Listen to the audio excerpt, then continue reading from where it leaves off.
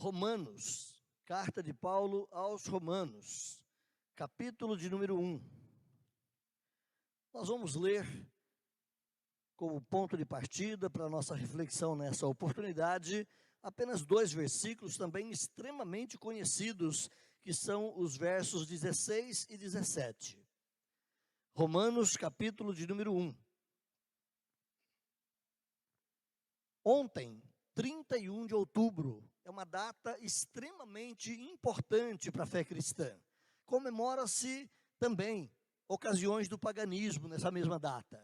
Mas nós não queremos saber do paganismo, nosso culto é ao Senhor. E, portanto, 31 de outubro é um marco exponencial da nossa fé, quando em 1517, exatamente ontem, marcando 503 anos atrás, o monge Martinho Lutero chega à capela de Wittenberg e registra ali o seu sentimento e as suas convicções em 95 enunciados, em 95 proposições, em 95 teses, dizendo que a fé cristã não concordava com a forma de ser igreja naquele tempo. O meio mais rápido de comunicação social naquela época não era a internet como temos hoje, não era o jornal, não era a televisão, mas era afixando em lugares públicos e comumente usados aquilo que você deveria anunciar. E Lutero faz uso desse expediente e anuncia as teses que provocaram então a reforma. Eu quero ler com você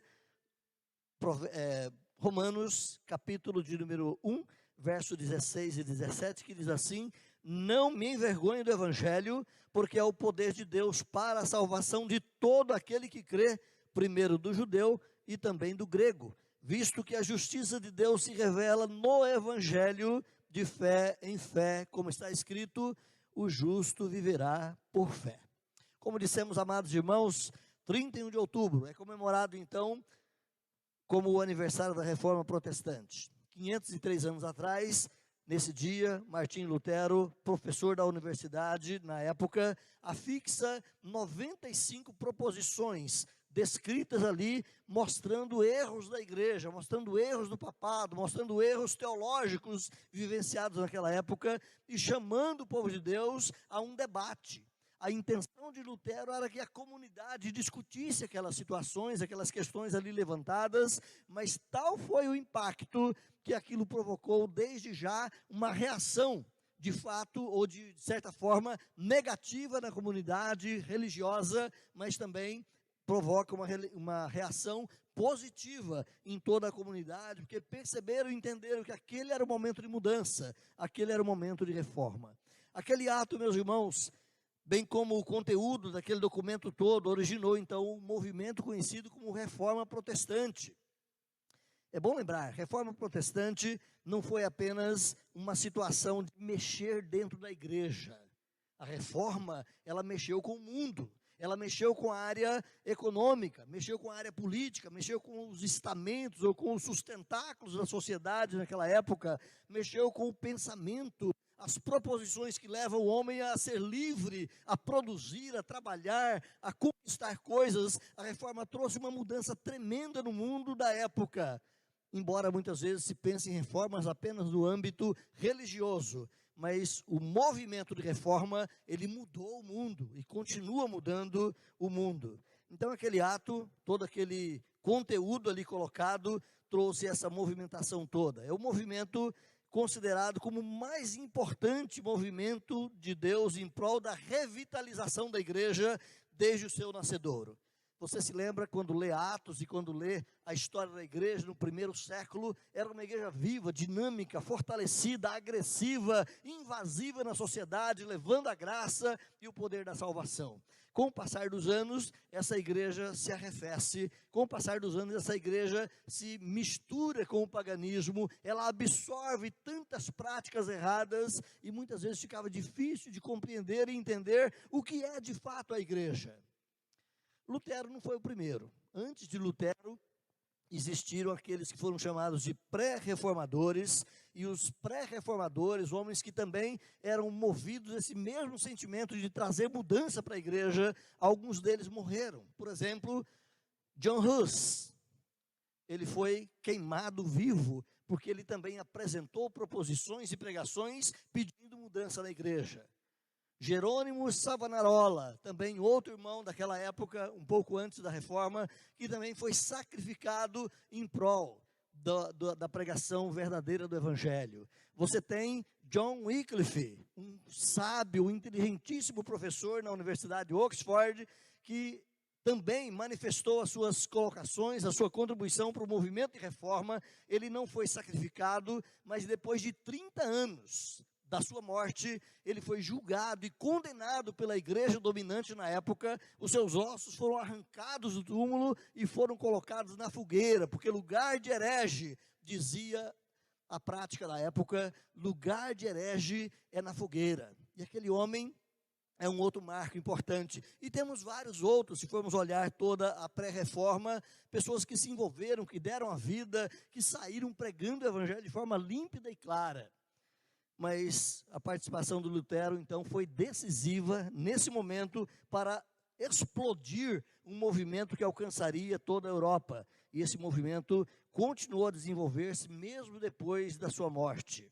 Na galeria dos reformadores, meus irmãos, podemos encontrar, quem sabe, outros nomes, como João Calvino, como Ulrico Zwinglio, como Martin Bucer, como vários outros homens importantes que também, grandes pensadores comprometidos com a verdade do Evangelho, anunciaram a salvação. Mas eu quero me apegar aqui a algumas situações que podemos tirar de lições da reforma. Então, quero trazer aqui para nós alguns pensamentos sobre a reforma, olhando que esse texto lido aqui em Romanos, capítulo 1, foi o texto que mexeu com o coração de Lutero. Foi o texto que levou Lutero a compreender que a sua salvação não dependia da igreja, que a sua salvação não dependia das suas obras, não dependia das penitências que ele ou qualquer outro poderia fazer, não dependeria da indulgência paga para garantir um lugar na eternidade. Assim como dizia, quando cair a moeda no cofre, a alma por quem você ora é liberta do purgatório. Não, Lutero entendeu que não era isso. Lutero entendeu que o justo viverá pela fé. É pela fé, não é pelas obras. É pela fé, é pela graça, não é pela atitude ou envolvimento humano. O Evangelho, entende de Lutero, ele é o poder de Deus para a salvação de todo aquele que crê. A primeira coisa que nós queremos olhar, meus irmãos, rapidamente, a necessidade da reforma. Por que houve essa necessidade? A reforma protestante, ela se fez especialmente necessária, então, devido à corrupção do cristianismo ao longo dos séculos. Aquele era um contexto distanciado da palavra de Deus. Se o caminho da cruz, o caminho do evangelho seguia norteado pela palavra, a igreja começou a pegar um caminho paralelo ou tangente que abriu grande distância da verdade. Me lembro de ter dado aula numa escola lá no Mato Grosso, no início do meu ministério, e usando materiais da própria escola, livros seculares, nós estávamos estudando história naquela ocasião com aquela classe, e nós olhamos ali, em livro didático escolar, havia cerca de 30 cabeças ou 30 crânios de João Batista, espalhados no mundo afora, ossos que eram ditos ser crânio de João Batista. Havia uma dezena de queixos de jumento, que era o jumentinho que carregou Jesus na sua entrada triunfal em Jerusalém. Diz o texto que havia pedaços de cruz ou de madeira vendidos aos religiosos como sendo partes da cruz de Cristo, suficiente a construir mais que um navio, uma grande embarcação daquela época. A igreja estava toda corrompida. Além de vender essas relíquias e adorar essas relíquias, a igreja também tinha muitas práticas de imoralidade, muitas práticas de uma vida totalmente devassa e afastada da verdade da fé. Precisava reforma, precisava de mudança. A esse respeito, o teólogo Alistair McGrath, ele vai dizer que o cristianismo era uma espécie de cristopaganismo, era uma mistura de cristianismo com o paganismo, de forma tal que em algum momento não sabia se discernir onde estava de fato a verdade no meio da igreja. Segundo McAllister, ele vai dizer que a religião cristã naquela época era caracterizada por 5 aspectos, e eu quero descrevê-los aqui para a igreja. Primeiro, era uma verdadeira confusão doutrinária. Não se sabia exatamente os pontos nos quais a igreja se apoiava para dizer o que ela cria. As pessoas não estavam certas do que criam e nem por que criam. Havia uma confusão no cristianismo daquela época medieval. Aquela foi uma época de grandes incertezas, de misticismo e de muita confusão na vida daqueles que se importavam, em certa medida, com a fé cristã. Segundo ponto que McCraft levanta é que havia uma liderança ignorante. Para ser um padre, um clérigo, para ser um pregador da palavra, não havia necessidade de cursos, de estudos, de preparação. O clero era alvo de chacotas devido à sua notável ignorância. Não havia verdadeiro ensino das Escrituras e as superstições dominavam a igreja. Era muito comum dezenas, centenas de párocos daquela época nem sequer saber ler, nem sequer ter a Bíblia na igreja a qual eles ministravam. Então havia uma grande ignorância por parte da liderança da época. Havia também uma superficialidade religiosa. O compromisso e a apropriação pessoal do evangelho eram raridades, ou seja, compreender e se submeter ao evangelho verdadeiro eram alguns aqui e ali que realmente faziam isso. Aqueles que se mostravam zelosos nessa área eram julgados como hereges, inclusive muitos deles queimados na fogueira, como dissemos, John Hus, Wycliffe, a posteriori à sua morte, Savonarola e tantos outros. Também havia uma acentuada separação entre o clero e o povo leigo. Os leigos eram desprezados, não eram vistos como membros da igreja, assim, além de serem explorados, e eram também maltratados pela própria igreja. Havia também, conforme McCraft, uma superstição religiosa. Ignorância das verdades cristãs resultava em uma ansiedade, consequentemente, as pessoas se agarravam a qualquer coisa, porque a pressão e a informação da perda eterna do inferno era algo muito sério, e as pessoas se agarravam a qualquer amuleto, a qualquer coisa, no intuito de serem salvas. Hoje, diferentemente, quando você vai falar do evangelho para alguns amigos, pessoas aí fora, muitos deles riem quando você fala de inferno, porque nem sequer é mais uma coisa amedrontadora. Mas naquele período medieval, a ideia da perdição eterna, a ideia de não fazer parte do povo de Deus, era algo que estremecia o coração das pessoas.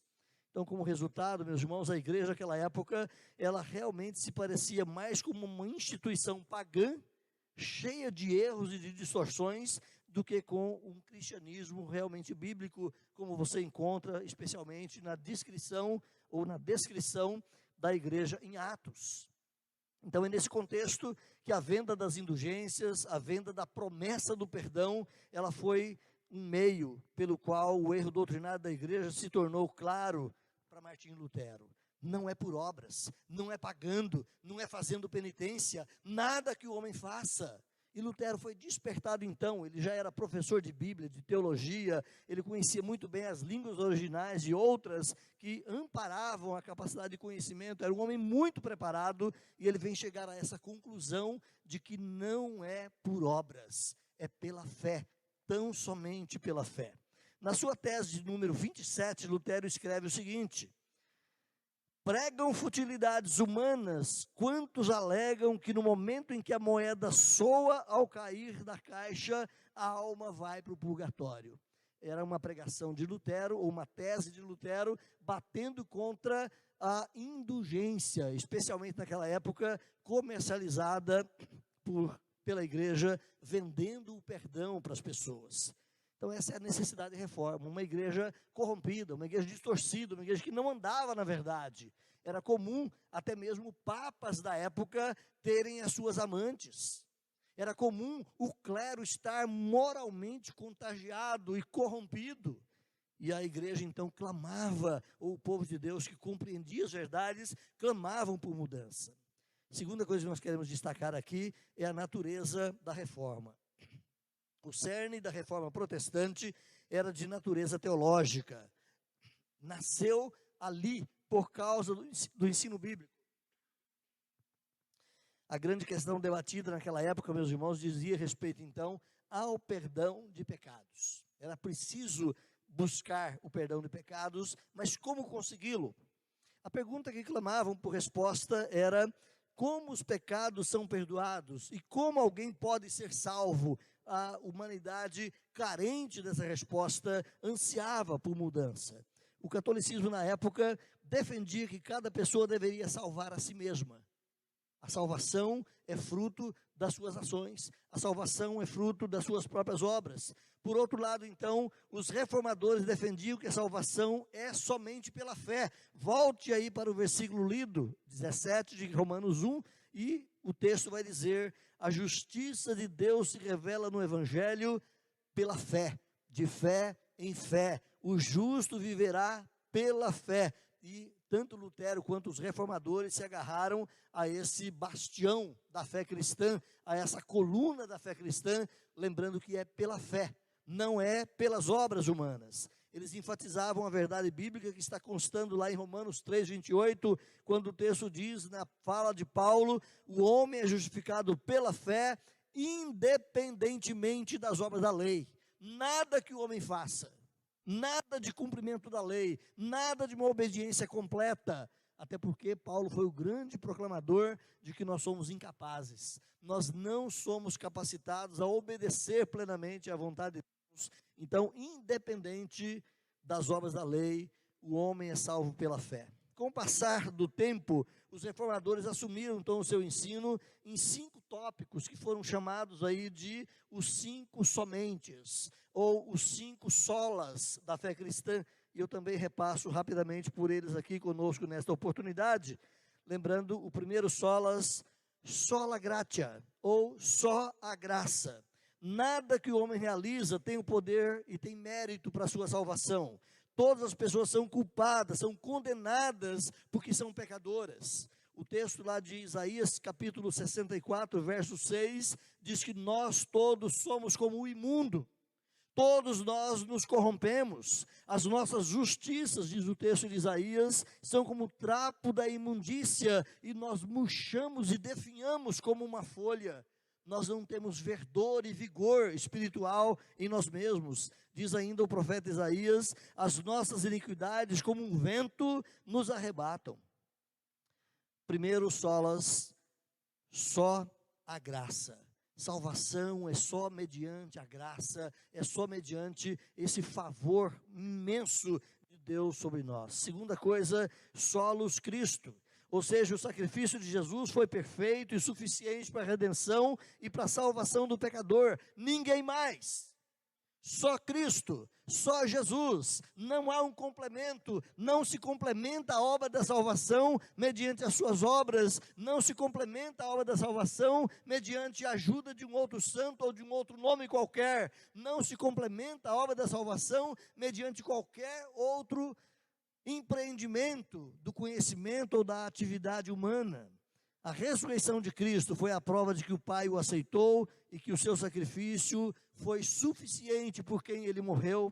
Diz o texto lá de Hebreus 9:24, Cristo não entrou em santuário feito por mãos, figura do verdadeiro, porém no mesmo céu para comparecer agora por nós diante de Deus. Ou seja, ele entrou no seu sacrifício, não na lembrança do santuário terreno, onde o sacerdote levava o sangue uma vez por ano e dizendo ao Senhor: aqui está a oblação, aqui está o sacrifício pelo nosso perdão. Diz o texto que Jesus não fez esse sacrifício humano, ele entregou a sua própria vida e o seu sangue foi derramado na presença do próprio Deus. Ele deu a sua vida por nós, e é por causa da sua morte.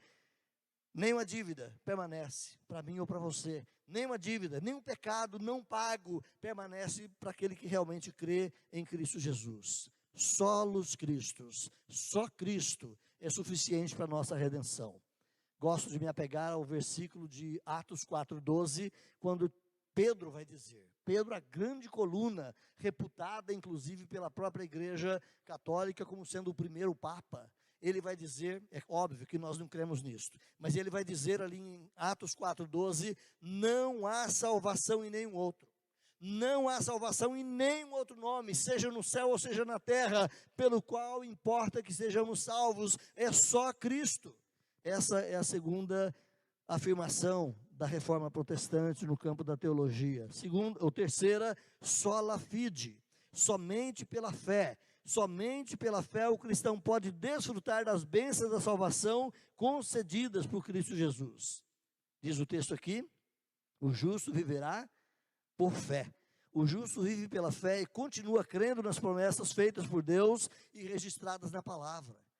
Certamente eu e você, em algum momento de fragilidade, quem sabe até de erro, ou de pecado, de fraqueza espiritual, você já tem ouvido aquela voz externa do tentador dizendo para você, está vendo? Você não merece coisa alguma, está vendo? Você está perdido, não há salvação para você. Então o cristão precisa sacar da fé e dizer, não é pelas minhas obras, não é pelo que eu sinto, não é pelo que eu faço, apesar de mim, é pela graça de Deus, é somente pela fé, e o cristão precisa afirmar a sua fé em Cristo Jesus. A condição para a salvação continua sendo pela fé, mediante a fé. Não é a fé que te salva, o que te salva é o sacrifício redentor de Jesus Cristo, mas você se apropria e se agarra a esse sacrifício, é pela fé, é pelo voto de confiança que você pode dar ao Senhor.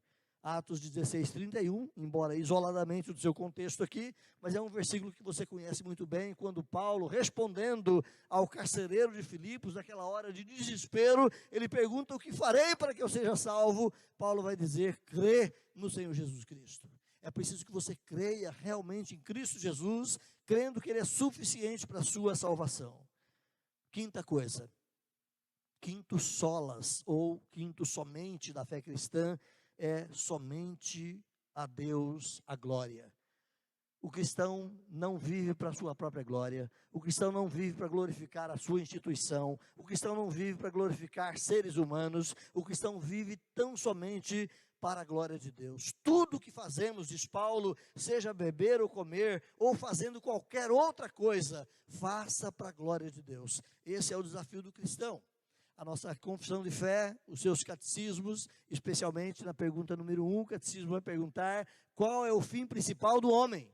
E a nossa fé reformada vai dizer que o fim principal do homem é gozar a Deus, ou desfrutar de Deus para sempre, amando e servindo ao Senhor. Somente a Deus a glória. Sem a comunhão com Deus, a existência humana se torna desesperadora, vazia, desprovida de significado. Ou o homem é resgatado e trazido de volta para a casa do pai, a semelhança do filho pródigo que se debandara, e ele volta quebrantado e pede perdão ao pai, ele é recebido de volta, assim é a sua salvação em Cristo Jesus. Ou o homem se volta para o Senhor, ou ele está plena e totalmente perdido. Como dissemos, meus irmãos, a pregação sobre salvação hoje para muita gente é uma brincadeira. A pregação sobre salvação para muita gente hoje é motivo de chacota, porque o terror do inferno já não os assusta mais. Eles nem sequer creem em Deus, não aceitam a Bíblia como a palavra única revelada a nós. Mas é preciso que nós lembremos isso, que Deus nos amou de tal maneira, e a promessa da salvação, ela é clara e veraz, ao mesmo tempo que a promessa da perdição também, para aqueles que não crerem, é certa e verdadeira. Deus criou o homem, diz a Escritura, à sua imagem, para viver para a sua glória, e o coração humano só encontra descanso, como dizia o sábio teólogo Agostinho, o coração humano só encontra descanso quando ele descansa em Deus, quando de fato ele repousa no Senhor e confia plenamente na sua salvação. Somente a Bíblia é o quinto só ou somente da reforma. Somente a Bíblia. Não há outro livro de revelação, não há uma outra fonte de revelação, não há uma outra forma de revelação. A salvação é comunicada para nós somente pela Bíblia, e só aquilo que a Bíblia realmente diz é que nos importa. O fundamento da reforma protestante, meus irmãos, foi o seu compromisso com a palavra de Deus. era o retorno à fé, era o retorno à palavra, é voltar os estamentos, é voltar os estabelecimentos da fé cristã naquilo que diz a palavra. É de Lutero também a fala: quando a Bíblia fala, eu falo, quando a Bíblia cala, eu me calo. A minha fé, a minha pregação precisa estar arraigada, enraizada, firmada, consolidada, tão somente nos ensinos da palavra de Deus. Meus irmãos, enquanto religiosos daquela época defendiam a autoridade da hierarquia da igreja, era um pároco que tinha que perdoar você, por isso a confissão auricular, o confessionário, era uma peça, e continua sendo uma peça importante na religião, porque você precisa ir lá e buscar o perdão daquele homem que está autorizado a te perdoar. A fé cristã vai dizer que não. Você pode falar diretamente com o Pai, você pode abrir o seu coração diretamente com o Senhor, você pode confessar os seus pecados, e todo aquele que confessa e os deixa, diz a Escritura lá em Provérbios, alcança misericórdia. Enquanto os religiosos então defendiam a autoridade da igreja, do Papa, dos sacerdotes, dos concílios, os reformadores defenderam a centralidade da Escritura. É só a Escritura. É importante sim os concílios estudarem, definirem, compreenderem, nos ajudarem na compreensão, mas a palavra última é a Bíblia. Qualquer que seja a decisão conciliar de qualquer igreja, se estiver contrária à palavra de Deus, eu e você temos que dizer não. Precisamos checar as coisas, precisamos checar a pregação da palavra. Esses tópicos doutrinários, meus irmãos, então, enfatizados pelos reformadores, se tornaram, como dissemos, conhecidos como os solas, ou como os somentes da reforma. Eles representavam a síntese daquilo que os reformadores reivindicavam: sola gratia, somente a graça; solus Christus, somente Cristo; sola fide, somente fé; sola Scriptura, somente a Escritura; soli Deo glória, somente glória a Deus. É preciso que nós olhemos, irmãos, então, ainda o significado da reforma, não só no âmbito do passado, mas o que a reforma tem a ver conosco hoje, ou o que nós hoje temos a ver com a reforma. Volta a palavra de Paulo em Romanos capítulo 1. O Evangelho é o poder de Deus para a salvação de todo aquele que crê. A igreja foi comissionada, desde o seu nascedouro, a ir pelo mundo e pregar o Evangelho a toda criatura. Não é pregar a instituição, não é pregar o poder dos apóstolos, não é pregar o poder desta ou daquela situação eclesiástica, mas é pregar o Evangelho em Cristo Jesus. Esse é o poder que a igreja precisa encarnar e viver também nos dias atuais. As verdades defendidas, meus irmãos, pelos reformadores, possuem então aplicação direta para a igreja hoje. Não podemos perder de vista não somente os 5 solas, embora eles englobam e abarcam todo o conteúdo da nossa fé, mas é preciso que nós busquemos compreender exatamente por que a igreja precisou de reforma e porque nós precisamos também continuar voltando sempre ao Evangelho. O Evangelho não muda. Muda-se as nações, muda-se a cultura, muda-se as épocas, mudam-se os costumes, mas o Evangelho não muda.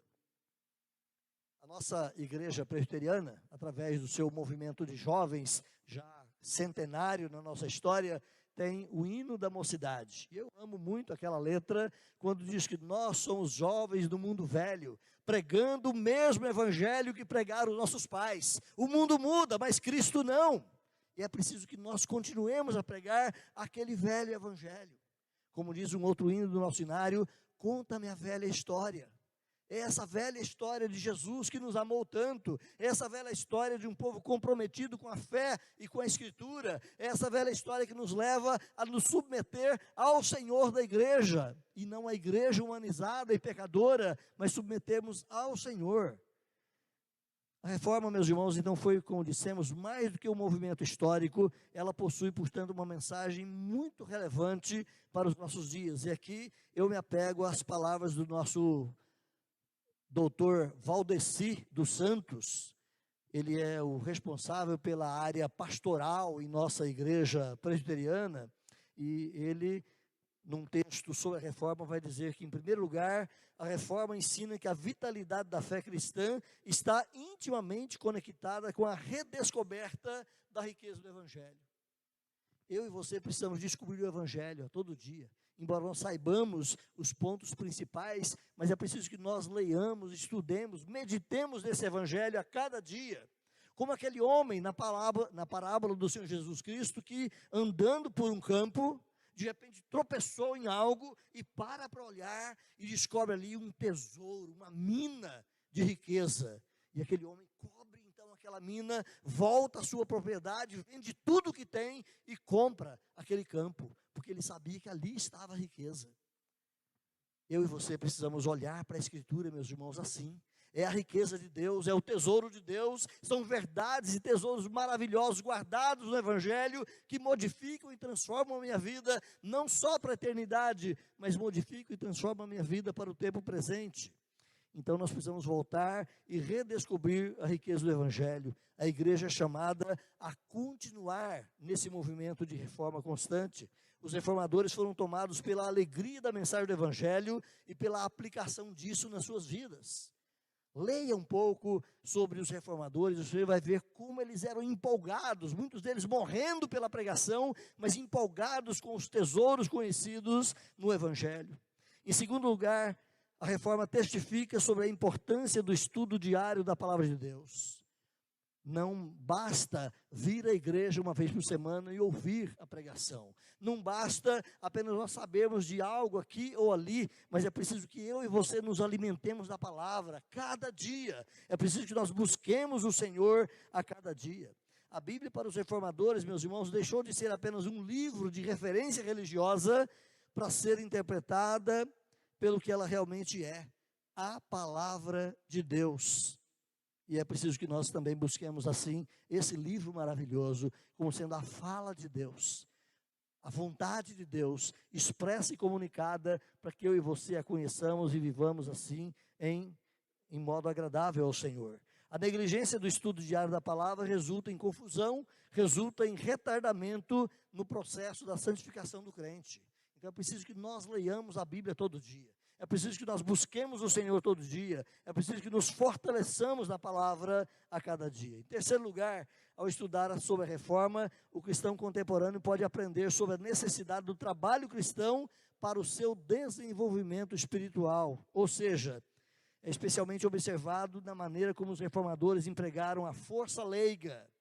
Não é apenas o líder, não é apenas o pároco, não é apenas o líder eclesiástico que tem a palavra, mas cada crente é um ministro de Deus, cada crente é um porta-voz da verdade, cada crente tem o direito de ler a Escritura e, com a verdade nos lábios, anunciá-la. Naquela época da igreja medieval, quem podia ler a Bíblia era somente a liderança religiosa. O crente nem sequer tinha. Aliás, a grande maioria deles nem sequer saber ler sabiam. Porque a quantidade da ignorância, do analfabetismo na época era muito grande. Mas hoje nós gozamos desse privilégio. Temos a Bíblia, especialmente nessa época da tecnologia, temos a Bíblia aos milhares, versões e traduções aos montes, que podemos ler em nossos aplicativos e em nossos textos trazidos pela internet, várias e várias versões, e comparar uma e outra, e compreender com clareza o ensino da Escritura. Não deixe de lado o recurso de ler a palavra de Deus. Então, o leigo precisa se envolver. Você que não é pastor, você que não é ordenado, você que não tem uma formação, quem sabe, especial, porque você foi para um seminário e cursou lá 4, 5 anos de teologia, você que é o crente do banco da igreja, precisa se levantar e dizer: eu também sou força ativa nessa igreja, eu também sou força operosa na obra de Deus, eu também sou comprometido em pregar, em viver e anunciar esse evangelho de Jesus Cristo. Eles não confiaram, ou não confinaram, aliás, essa atividade apenas ao clero. Os reformadores entenderam que era toda a igreja, todo o povo de Deus envolvido na obra de Deus. A reforma, portanto, meus irmãos, é um testemunho claro da importância da participação de cada cristão na obra do Senhor. Lembra que nós dissemos na ministração da ceia somos todos membros de um mesmo corpo. Imagine que só uma parte do corpo tenha mobilidade e a outra parte está amortecida. Esse corpo não vai reproduzir, não vai andar, não vai produzir, não vai trabalhar como deve. Assim também cada um de nós, se ficarmos atrofiados no nosso serviço ao Senhor, a igreja perde da sua mobilidade, a igreja perde da sua atividade de agência proclamadora do Evangelho. Cada crente é importante. Outra conquista que a reforma nos traz, irmãos, é que Deus está sempre interessado e comprometido com a igreja. A igreja não é nossa. A igreja não é o resultado das nossas atividades. A igreja não é fruto do labor humano, mas a igreja é do Senhor. Lembra-se de Jesus em Mateus 16? Eu edificarei a minha igreja. Ele é o Senhor da igreja. Ele é o cabeça da igreja. Não existe outro. Não existe homem nenhum que seja líder em primeira mão da igreja de Jesus. A igreja é dele, a igreja pertence a ele. E, portanto, todas as diretivas que conduzem a igreja precisam advir do ensino de Jesus. Não é a palavra humana, não é a vontade da religiosidade dominante, mas é a palavra de Deus. Então nós precisamos lembrar que Deus está comprometido com a sua igreja. Ele sempre intervém em benefício da revitalização do seu povo. Da reforma para cá, em lugares, em países, em culturas espalhadas nesses 500 anos, a igreja também já perdeu a sua força, já se enfraqueceu, já se corrompeu. Em alguns momentos Deus levanta de novo através de um despertamento, de um avivamento, e é maravilhoso ler e estudar também sobre os avivamentos na história, como que Deus resgata o seu povo para ser um povo comprometido com a verdade. É Deus que mantém a sua igreja de pé. Mas é preciso que nós lembremos também que cada um de nós temos responsabilidade de cuidar das verdades doutrinárias, de cuidar do ensino da palavra, para que não nos desviemos. Deus sempre intervém em benefício da revitalização de sua igreja, do seu povo. Ele nunca abandona, de fato, os que confiam nele. Essas lições, irmãos, precisam continuar firmes na minha e na sua vida.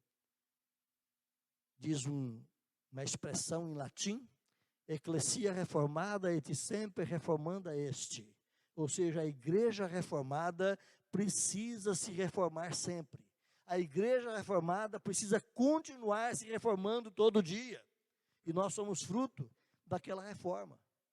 Nós não somos hoje os reformadores, em última instância, mas nós somos filhos da reforma. E precisamos continuar no mesmo caminho.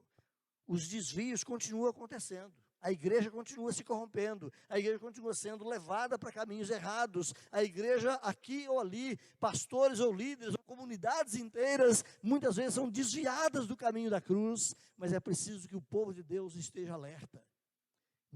Quando você está pisando fora do caminho, um ou outro irmão tem a responsabilidade de dizer para você, meu irmão, volta, o caminho é este. É preciso que cada um de nós estejamos antenados e comprometidos com o Evangelho de Jesus, de modo que não nos desviemos desse caminho.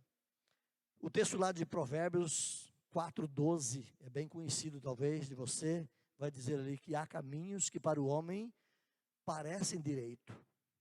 A igreja muitas vezes toma caminhos que parece que é certo.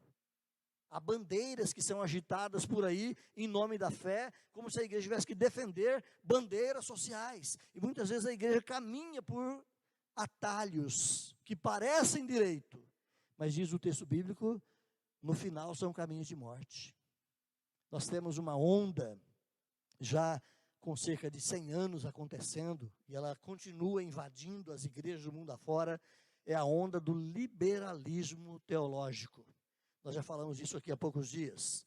Muitas vezes a igreja é envolvida para não crer nos princípios basilares da fé. Por exemplo, a Bíblia não é a palavra de Deus. A Bíblia apenas contém palavras de Deus. E muitas vezes a igreja entra por esse trilho e começa a descartar esse ou aquele texto, fazer recortes na Bíblia para dizer o que é de fato palavra de Deus ou não.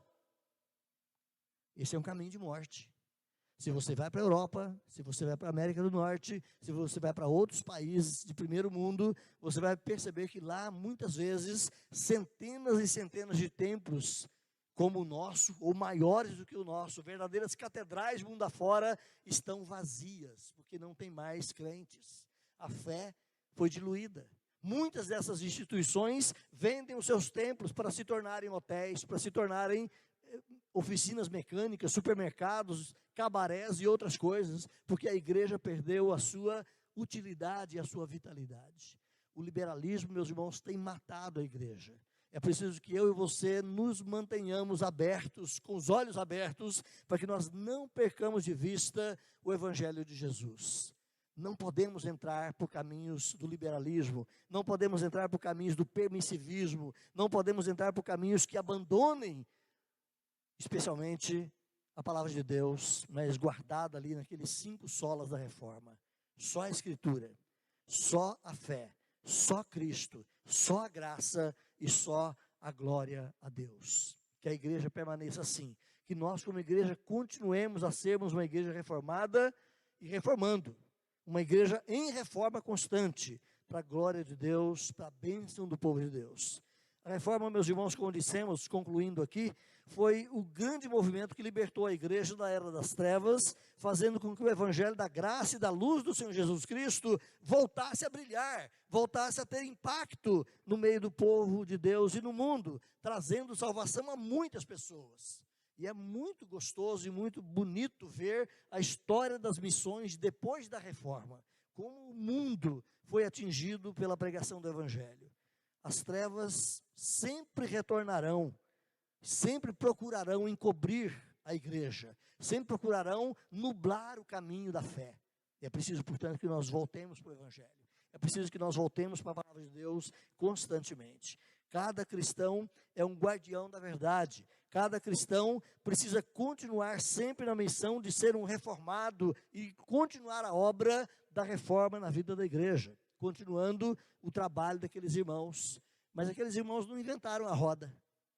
Na verdade, eles apenas retornaram ao ensino de Jesus, dado lá no seu ministério, promulgado e propagado pelos apóstolos de Jesus. Temos que ser uma igreja bíblica, temos que ser uma igreja apostólica, para pregar e ensinar os fundamentos que o Senhor Jesus deixou com os seus apóstolos. Eu não me envergonho do evangelho. Ele é o poder de Deus, para a salvação de todo aquele que nele crê. O justo viverá pela fé.